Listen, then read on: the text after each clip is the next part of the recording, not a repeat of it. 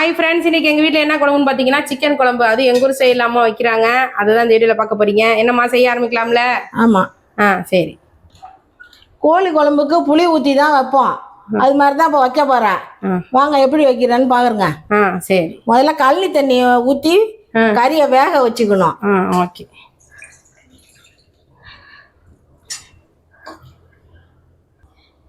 பச்சை தண்ணியில் வைக்காதீங்க, கள்ளி தண்ணியிலே வைங்க, குழம்பு நல்லா இருக்கும். இப்போ இதில் கொஞ்சோண்டு பூண்டு தட்டி போட்டுக்குவோம்.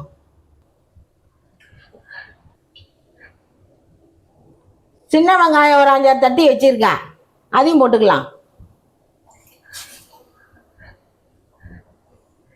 இஞ்சி ஒரு துண்டு தட்டி வச்சுருக்கேன், அதையும் போட்டுக்கலாம்.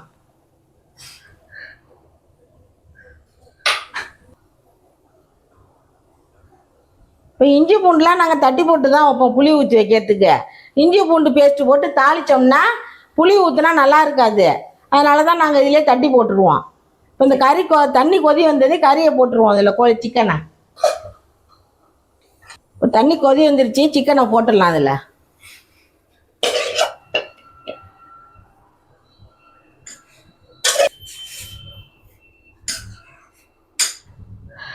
மஞ்சள்தூள் ஒரு 1/4 டீஸ்பூன் போட்டுக்குவோம்.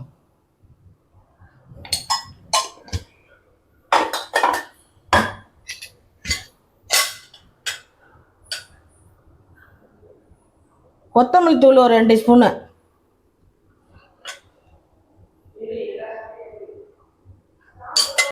மிளகாத்தூள் ஒரு 2 ஸ்பூனு.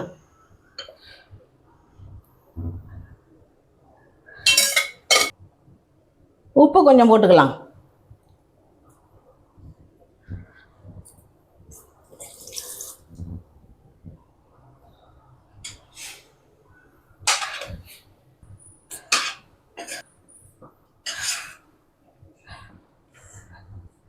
இது வேகட்டும். வெந்ததுன்னா தேங்காய் புளி எல்லாம் ஊற்றி வேக வச்சு தாளிக்கணும், கொதிக்க விட்டு. சரி. இந்த அளவுக்கு புளி ஊற வச்சுக்கோங்க. நல்லா வெந்நீரில் போட்டிங்கன்னா சீக்கிரம் கரைஞ்சி போயிடும். ஒரு தேங்காய் ஒரு 2 பத்தை, மிளகு கொஞ்சோண்டு ஒரு 1/4 டீஸ்பூன் இருக்கும், ஜீரகம் ஒரு 1/4 டீஸ்பூனு. இதை அரைச்சிட்டு வந்துடுவோம். இப்போ அரைவாசி கறி வெந்துடுச்சு. இப்போ காய்கறி எல்லாம் போட்டுக்கலாம். நல்லா வெந்து போடக்கூடாது, அரைவாசி வெந்து அப்புறம் எல்லாம் போடணும். 2 தக்காளி அரிஞ்சு வச்சுருக்கேன், அதையும் போட்டுக்கலாம்.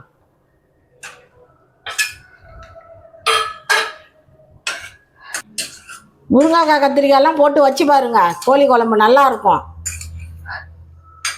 இந்த கவுச்ச ஸ்மெல்லாம் தெரியாது, வாசமாகவும் இருக்கும் குழம்பு. ஒரு 2 நிமிஷம் வேகட்டும் கத்திரிக்காய் முருங்கைக்காயெல்லாம்.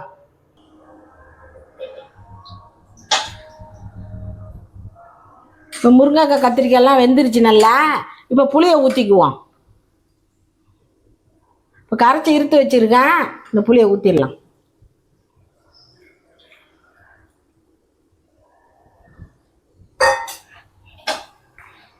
புளி ஊற்றி கொஞ்சம் நேரம் கொதிக்கட்டும். தேங்காய் ஊற்றி அப்படியே தாளிச்சிட வேண்டியதுதான். புளி ஊற்றி நல்லா கொதிச்சிருச்சு. இப்போ தேங்காய் ஊற்றிடலாம்.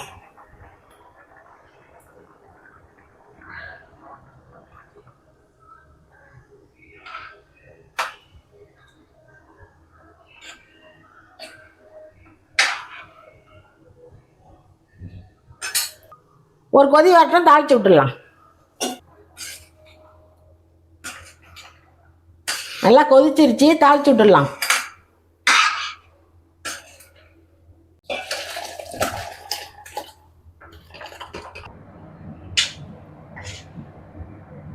எண்ணெய் ஊற்றிக்கலாம்.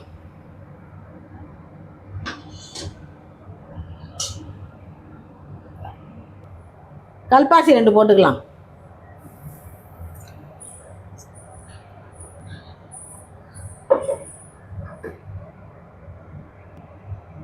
சோம்பு 1 ஸ்பூனு.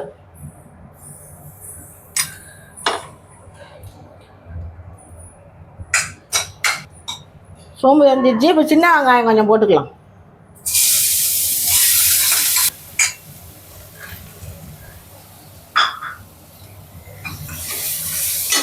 சின்ன வெங்காயம் தான் தாளிக்கணும், வாசமாக இருக்கும் கோழி குழம்பு.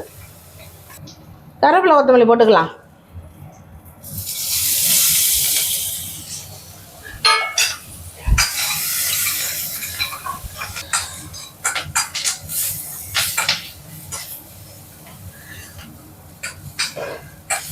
இதெல்லாம் சேர்ந்துருச்சு, குழம்பு ஊற்றிடலாம்.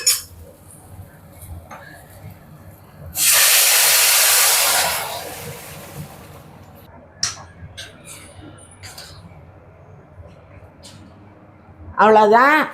இப்போ நல்லா ஹை ஃப்ளேமில் 3 நிமிஷம் வச்சு நல்லா கொதிச்சதையும் ஆஃப் பண்ணிடலாம். இப்போ மூடி வைப்போம். இப்போ நல்லா 3 நிமிஷம் தளன்னு கொதிச்சிருச்சு. இப்போ ஆஃப் பண்ணிடலாம். முருங்கைக்காய் கத்திரிக்காவை போட்ட சிக்கன் குழம்பு ரெடி ஆகிடுச்சி. இப்போ இதுக்கு வந்து தொட்டுக்கிறதுக்கு சிக்கன் வறுத்து வச்சுருக்கேன். குழம்பு ரெடி, கோழிக்கறி வறுவலும் ரெடி. இது மாதிரி செஞ்சு பார்த்துட்டு எப்படி இருந்ததுன்னு கமெண்ட்டில் சொல்லுங்கள். பாய்.